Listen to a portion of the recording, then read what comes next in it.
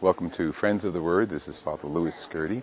We thank you for joining us on this beautiful feast of the Epiphany, the manifestation of Christ to all people. Thank you for joining us, and pass this on to your family and friends if you like, via YouTube or our email. And if you'd like to be on my email list, contact me at lscurti, S-C-U-R-T-I, at hotmail.com. Merry Christmas.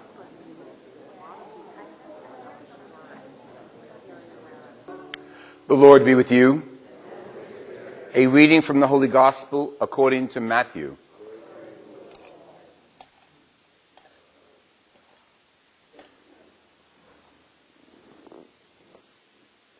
When Jesus was born in Bethlehem of Judea, in the days of King Herod, behold, the Magi from the east arrived in Jerusalem, saying, "Where is the newborn King of the Jews?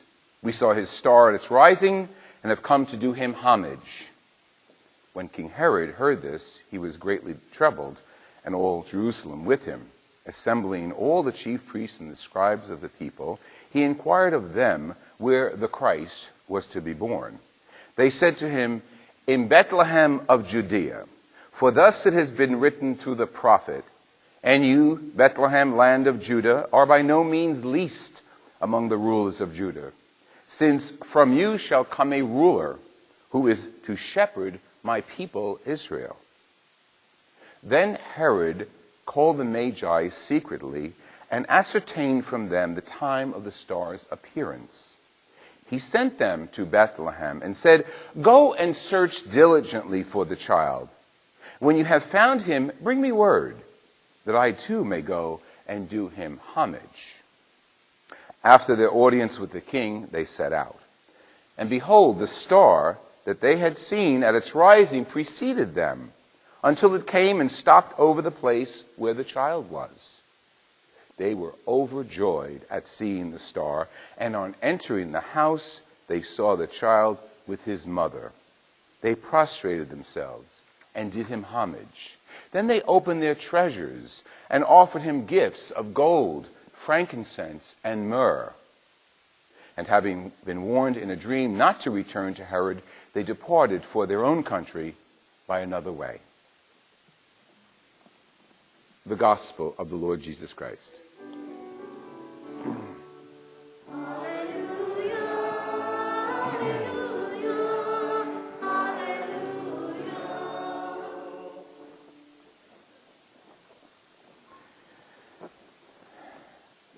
Technically, it's called the Feast of the Manifestation of Christ to the Gentiles. Manifestation, showing out.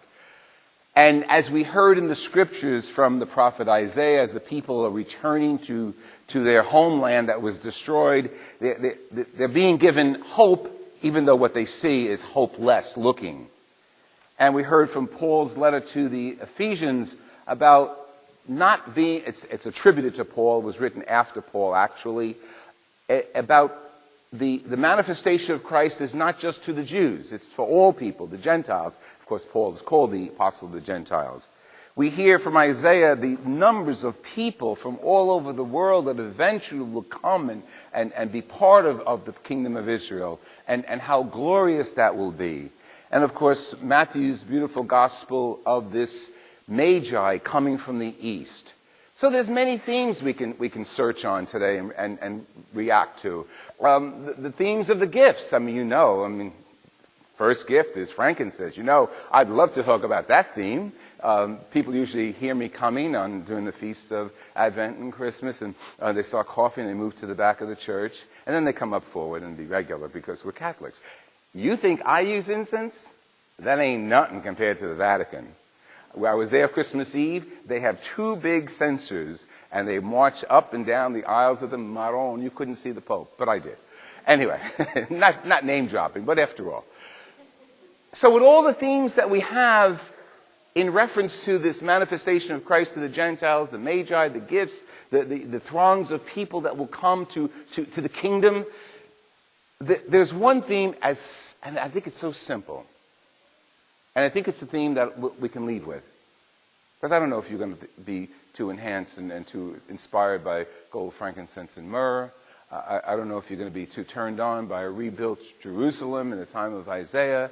The whole story of the Magi is beautiful.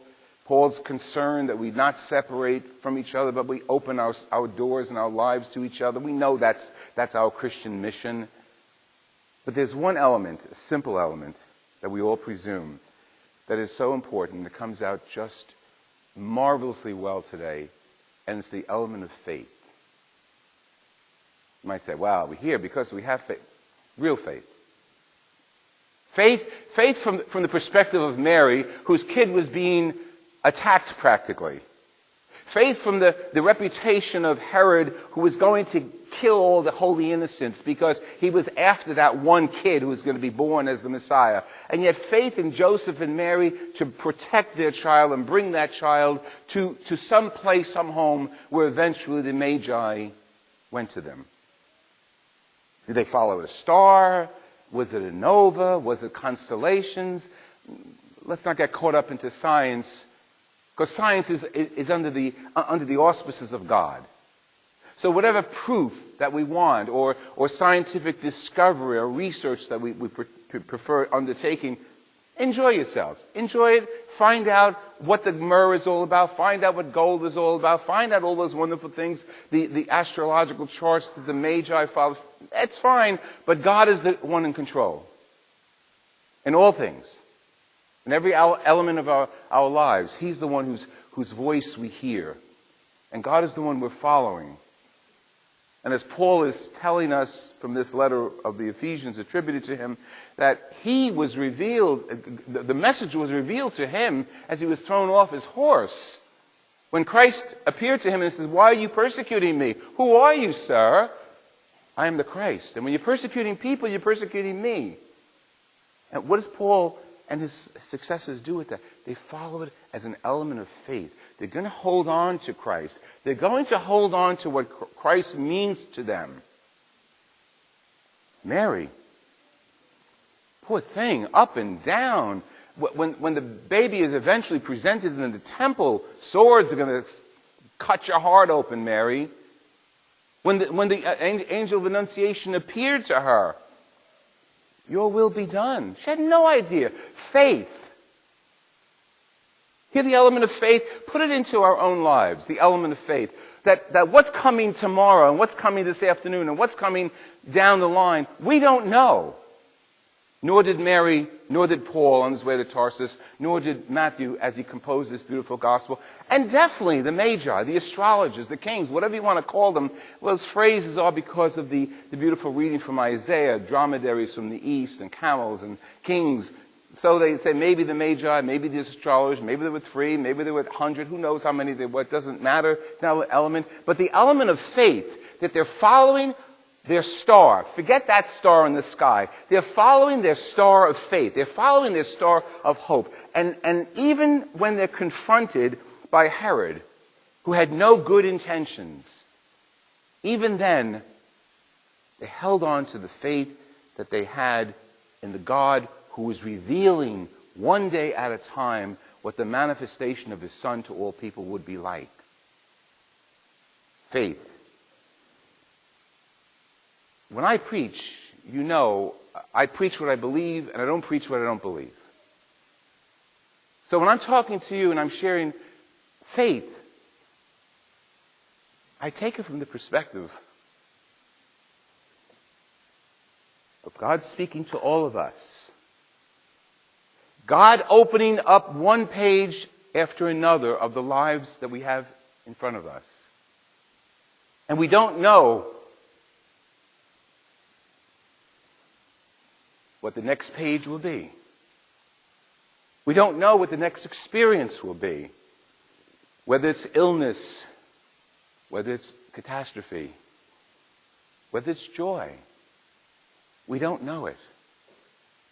And the only thing for us as Christians who know Christ have is faith. That His light will enlighten us to see His work and His word and His life and His will in our physical lives here on earth. No accident that He was born as a child homeless. There's no accident there. God in his wisdom knew how to get right under our skins. You think you have trouble? My son, the creator of the world, is being born in a stable filled with horse dung. You think you have it bad? The king of all Judea wants to cut off his head. You think you have it bad? Mary could have been brought before the walls of Jerusalem and stoned to death as a whore because she was found pregnant without a child, without a husband. You think you have it bad? She watches her son die on the cross. She loses her son in the temple. Hear it all.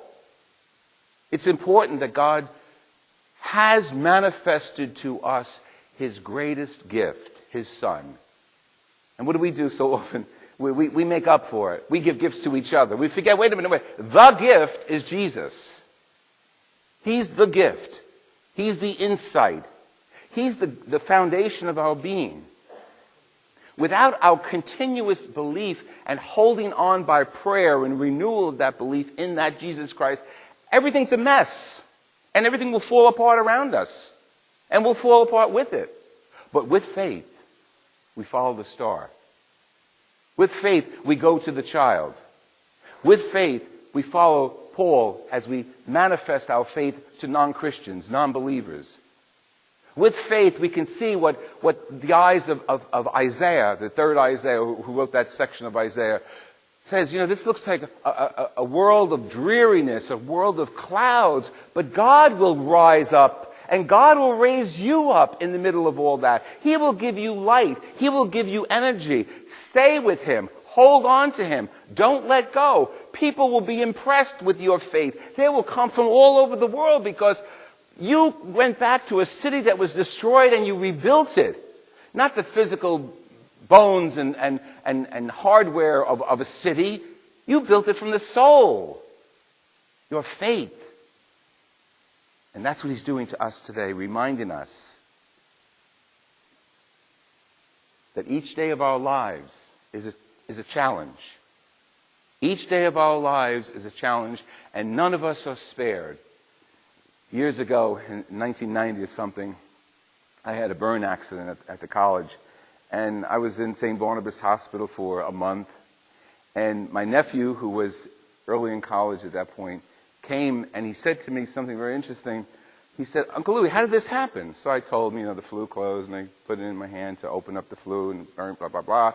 He said, no, how did it happen? I just told you. He said, no, how did it happen to you? So I just told you. He said, no, you're a priest. This is not supposed to happen to you. That's a source of homily I've used for years because, you know what? Yeah, I'm a priest, and it's supposed to happen to me. The normal stuff that happens to me and you and Jesus of Nazareth is supposed to happen. And with our eyes of faith, we get through it. Our eyes of hope, we go through it. Whether we have to console, whether we have to encourage, whether we have to bring to life. We hold on to the light of the world, the manifestation of Christ to all people, but mainly to us individually. Because we're all part of the body. So every one of us can't leave it out there to the Pope or the church or the pastor or the next door neighbor to exhibit faith. We have to exhibit faith. I have to exhibit faith. And the faith is in that little child, Emmanuel. Born in the stable, light of the world,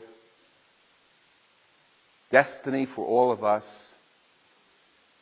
And until we share that light of faith and that destiny with one another, it's not accomplished. It's meant to be accomplished through all of us, acting as a family of faith as we manifest our Christ to the world.